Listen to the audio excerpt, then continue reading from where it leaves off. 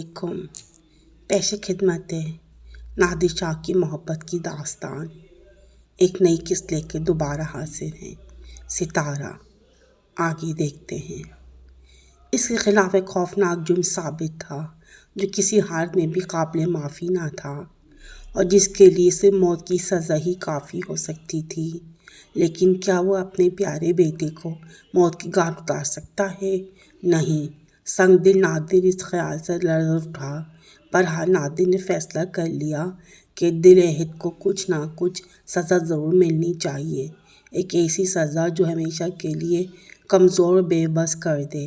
یکایک اسے خیال آیا کہ شہزادے کی آنکھیں نکلوا دینی چاہیے اور پھر اسے جلا وطن کر دینا چاہیے۔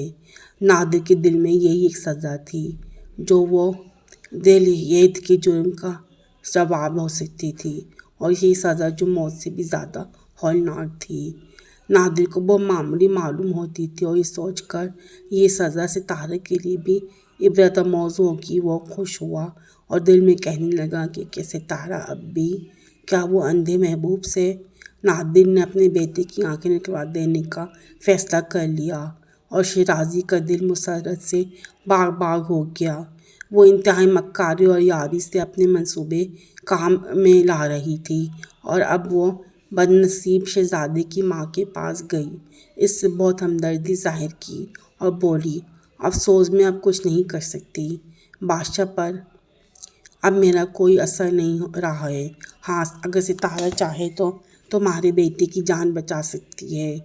ان الفاظ نے غمزدہ ماں کی ڈھارس بندھائی اور وہ فوراً روتی ہوئی ستارہ کے پاس پہنچی اور اس سے کہنے لگی، خدا کے لیے میرے لال کی جان بچا لیے۔ ستارہ نے اس کی باتیں بڑے غور اور ہمدردی سے سنی اور کہنے لگی کہ اگرچہ مجھے امید نہیں کہ بادشاہ میری درخواست مانے، لیکن میں اپنی طرف سے انتہائی کوشش کروں گی کہ کسی طرح بادشاہ کا حکم ٹل جائے۔ اگرچہ میں جانتی ہوں کہ وہ اس وقت بادشاہ کے رحم سے درخواست کرنا حماقت ہے اور میری منت سماجت کسی کام نہیں آ سکتی، لیکن میں اپنا فرض ضرور ادا کروں گی۔ چنانچہ اس نے انتہائی جرأت اور دلیری سے کام لے کر نادر سے ملنے کی درخواست کی، جو منظور کر لی گئی۔ جب وہ خیمے میں داخل ہوئی تو اس وقت نادر تنہا بیٹھا تھا۔ اس کے چہرے پر وحشت اور زرتشتی کے آثار نمایاں تھے۔ اس نے ستارہ کے آنے کا مطلب سمجھ لیا اور جب ستارہ نے دل عہد کے لیے اس سے رحم کی درخواست کی تو نادر کا چہرہ پہلے سے بھی زیادہ دہشت گرد اور غمگین ہو گیا۔ وہ اپنے بیٹے کو سزا دینے کے خیال سے اس خود صدمے میں پہنچ رہا تھا، لیکن ستارہ کے اس فیصلے کے خلاف درخواست کرنا اسے سخت ناگوار معلوم ہوا اور یقین ہو گیا کہ اس کا شک غلط نہیں تھا۔ ستارہ واقعی میرے بیٹے سے محبت کرتی ہے۔ شیرازی کی باتیں یک کے بعد دیگر اس کے کانوں میں گونجنے لگیں اور اسے پورا یقین ہو گیا کہ دل عہد کو ستارے سے اور ستارہ کو ولی عہد سے محبت ہے اور وہ بچانے کے لیے اس سے التجا کرنے آئی ہے۔ اپنی محبوبہ کی بے وفائی کے احساس سے اس قدر صدمہ ہوا کہ بے انتہا، اس سے پہلے کبھی نہیں ہوا تھا۔ تھوڑی دیر تو خاموش رہا، پھر اس کے بعد یکایک غضبناک لہجے میں بولا، دور ہو جاؤ یہاں سے اور نہ میں تجھے بے اندھا کر دوں گا۔ ستارہ بازو تھام کر کہنے لگی، میرے آقا رحم کرو، رحم، آخر وہ تمہارا بیٹا ہے، اسے کوئی سزا اور نہیں دو۔ میرا آقا، میں تم سے منت کرتی ہوں کہ اسے اندھا نہ کرو۔ یہ فقرا نادر کی قوت برداشت سے باہر تھے۔ اس کا غم خوفناک غصے میں تبدیل ہو گیا۔ وہ تڑپ کر اٹھ کھڑا ہوا اور اس نے پوری قوت سے ستارہ کی پیشانی پر خنجر کا وار کیا اور وہ چیخ کر زمین پر گر پڑی اور اس کی خوبصورت پیشانی سے خون کا ایک زبردست دھارا بہہ نکلا اور اب ستارہ کی جگہ وہاں ایک بے حس و حرکت لاش پڑی تھی۔ کچھ دیر نادر پریشان ہو کر اس کے جسم کو دیکھتا رہا اور سوچنے لگا کہ ہاں، میں نے یہ کیا کیا؟ کیا وہ مر گئی ہے؟ خوف اور دہشت نے اس کے وحشیانہ جذبات کو سرد کر دیا اور وہ منہ کے بل بستر پر جا گرا۔ وہ ایک سنگدل اور بہادر سپاہی تھا اور اپنی عمر میں شاید کبھی اسے رونے کا اتفاق نہیں ہوا تھا، لیکن وہ آج बुरी طرح رونے لگا، کیونکہ آج زندگی میں پہلی مرتبہ اس کا دل ٹوٹ کر چور چور ہو گیا تھا۔ وفادار آغا باشی ستارے کی چیخ سن کر خیمے میں داخل ہوا اور چپکے سے ستارے کو اٹھا لے گیا اور طبیب کو دکھایا تو وہ کہنے لگا کہ ابھی زندہ ہے۔ آغا باشی کو ستارہ سے بہت عقیدت تھی، چونکہ وہ اس کے جھگڑے کی وجہ سے بے خبر تھا، اس لیے اس نے مناسب یہی سمجھا کہ اس بات کو نادر شاہ سے پوشیدہ رکھے۔ ستارہ کئی دن بے ہوش پڑی رہی، نہ جانے کتنے دن وہ موت و حیات کی کشمکش میں مبتلا رہی۔ کئی دن بعد جب وہ ہوش میں آئی تو اسے معلوم ہوا کہ وہ اپنے محبوب سے کوسوں دور ہے۔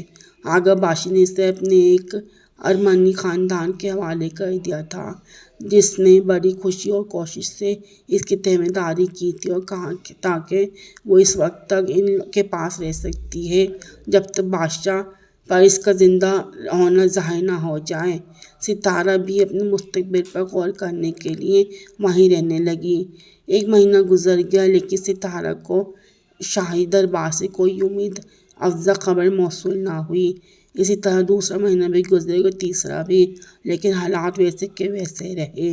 اس نے سوچا کہ بادشاہ کو یہ بتانا کہ میں ابھی زندہ ہوں ان تمام اشخاص کے لیے موت کا پیغام ہوگا جو اس واقعے سے متعلق ہے۔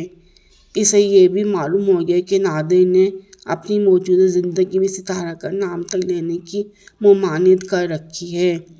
جب اس کے سامنے اس کا نام لیا جاتا ہے کہ وہ دیوانہ سا ہو جاتا ہے اور اپنے جنون پر قابو نہیں پا سکتا۔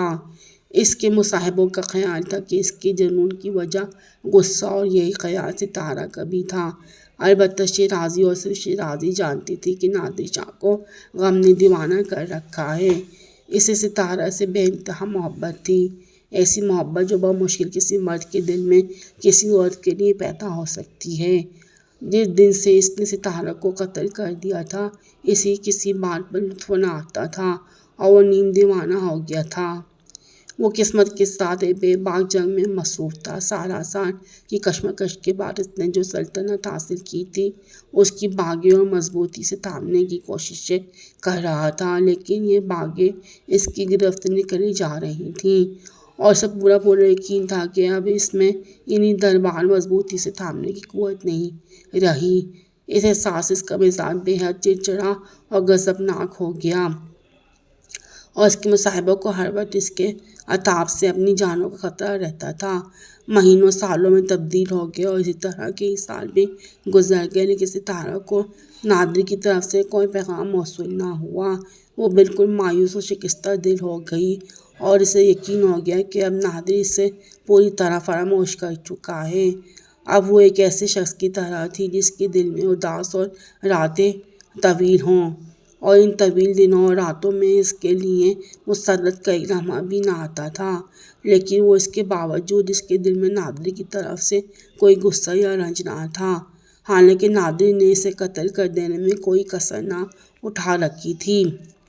یہ خبر مشہور ہو گئی کہ نادر اپنی کوئی جنگی مہم انجام دینے کے لیے اس ارمنی گاؤں کے قریب سے گزرے گا جس پر ستارہ کئی سال سے زندگی کے غمزدہ دن گزار رہی تھی۔ ستارہ کے دل میں نادر سے ملنے کی بے پناہ خواہش پیدا ہوئی۔ اس نے فیصلہ کر لیا کہ اسے نادر موقع سے ضرور فائدہ اٹھا کر نادر سے ملے گی۔ اس کے ہمدردوں کو یہی خواب و خرابیوں نے اسے بہت سمجھایا کہ وہ یہ حرکت نہ کرے، نہیں تو اس مرتبہ اسے جان سے مار ڈالا جائے گا، لیکن اس نے سنی انسنی کر دی۔ اس کا ارادہ پہاڑ کی طرح مضبوط اور اٹل ہو گیا۔ اسے موت کا بالکل خوف نہ تھا۔ اس کا خیال تھا کہ برسوں کی بے لطف زندگی سے نادر کے ہاتھوں قتل ہو کر مر جانا زیادہ مسرت انگیز بات ہے۔ اس کے علاوہ اس نے یہ بھی محسوس کر لیا کہ اس وقت نادر کو اس کی بہت ضرورت ہوگی، چنانچہ اس سے ایک معتبر قاصد تلاش کر کے اور اسے خط دے کر ایرانی لشکر کی طرف روانہ کر دیا، اور ساتھ ہی وہ ہیرا بھی روانہ کر دیا جو نادر نے اسے تحفے کے طور پر دیا تھا۔ ستارہ کی نسوانی فطرت کا قیافہ صحیح نکلا۔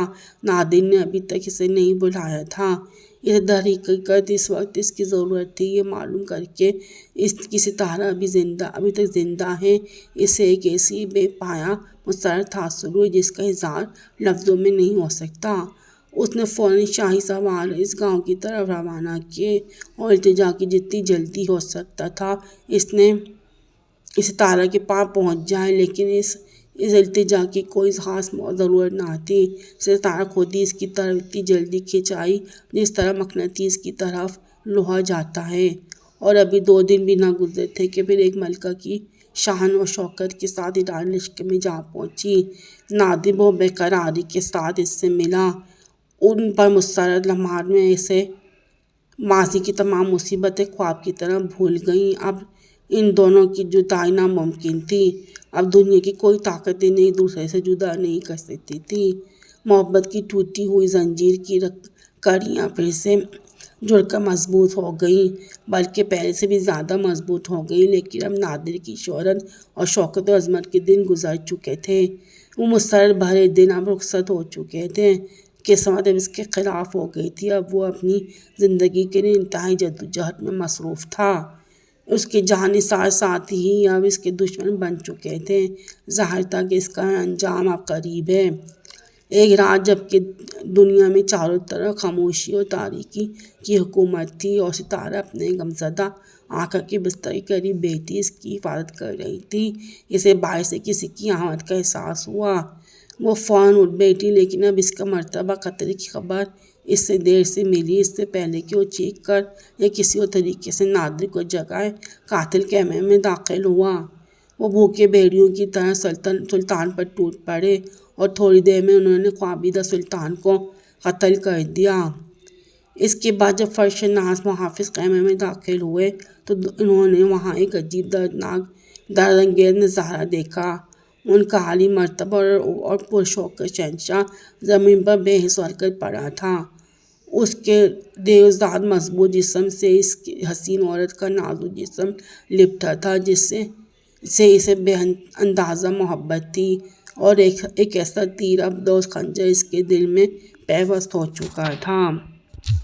آپ کو یہ کہانی کیسی لگی؟ آپ کمنٹس میں کر کے بتائیں، اور امید ہے کہ آپ کو میرا یہ کہانی کا سلسلہ پسند آ رہا ہو۔ لائک کریں، کمنٹس کریں اور میرے چینل کو سبسکرائب کرنا نہ بھولیں۔